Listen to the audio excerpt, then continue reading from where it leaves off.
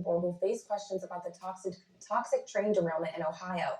News Center 7 will be listening closely. In February 2023, the nation watched as this Norfolk Southern train went off the tracks in East Palestine, sparking this huge fire. First responders then blew up 5 tanker cars, sending a massive plume of smoke into the air. Thousands of people had to evacuate. The NTSB plans to discuss how to prevent similar derailments. And the cleanup there continues. Right now, the EPA is testing the soil where the train derailed. Norfolk Southern is putting in new stone and gravel near the tracks. Meanwhile, crews keep cleaning nearby creeks and removing oil. Thousands of pet owners suddenly found out their insurance company dropped their coverage. We're talking about Columbus-based Nationwide, just an hour east of Dayton. It's a move that will impact more than 100,000 animals. Bridget Chavez reports. It's pretty frustrating. When your dog has an ailment, that they can't recover from. Carla Garcia is talking about her 6-year-old dog, Luna. She's one of thousands of animals that are being dropped from pet insurance policies by Nationwide Insurance. This is the letter Garcia got letting her know the coverage is ending. They regret to inform me that my current policy would no longer be renewed. It expires June 20th. The company says they're dropping clients because of financial reasons and other factors. Kelly Wynn's dog Scout is covered by a different company. She was surprised to learn so many pet owners are going to be put in a tough spot. I've been on the same plan for my dog ever since he was a puppy. So it'd be very disappointing, and then it'd also be a shock having to come up with, what are our other options? The Washington State Office of the Insurance Commissioner says what Nationwide is doing is legal. Companies can decide not to renew policies for any reason as long as they give 45 days of written notice. It can certainly feel like a bit of a betrayal, but for most consumers, there's other options out there. Garcia says she asked about switching Luna to another plan, but that's not an option. If I were to be put into a different plan through them, what would happen to her coverage? And they said it is now considered pre-existing, so they would no longer be able to cover it. Garcia has 2 other dogs, one still with Nationwide, but says she may opt out of pet insurance from now on.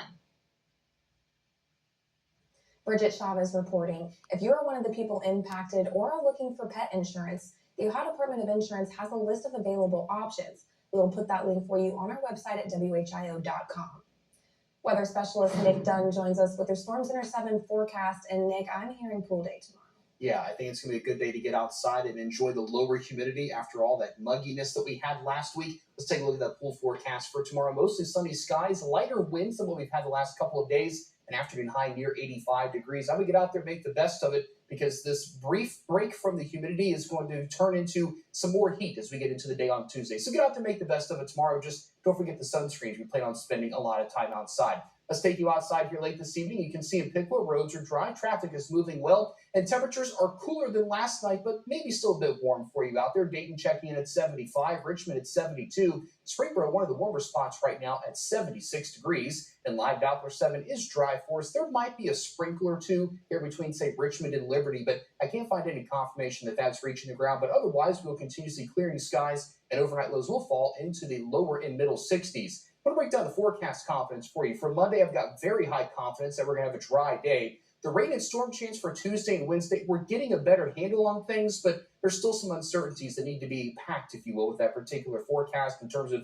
getting that together. And then for the severe weather chances, that part of the forecast confidence not very high right now either. This overall setup is a little bit tricky for us. Any change in terms of how that storm system is going to track could ultimately really decide what's going to end up happening for us here across the Miami Valley. On the road tomorrow morning, if you're heading out to work first thing in the morning, a cooler start than what we had this morning. Plenty of sunshine in middle 60s by 7 o'clock. And into the afternoon, mostly sunny skies, highs in the middle 80s. Just don't forget the sunglasses if you're out first thing in the morning or even in the evening time with all that sunshine that we're going to have.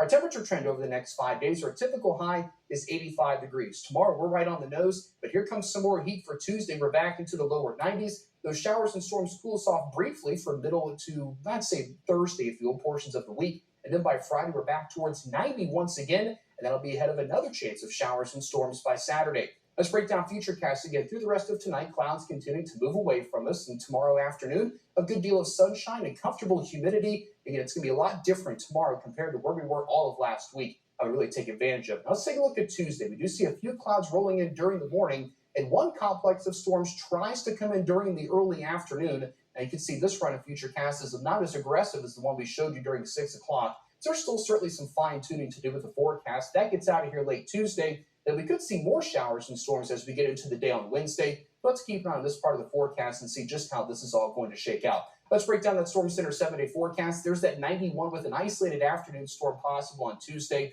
We're back to the middle 80s for Thursday. That's about where we should be for this time of the year. And more 90s as we get towards next Saturday, and another chance of showers and storms. This is not the place to try and cool off. People left in a hurry after we told them what health officials found in the water here.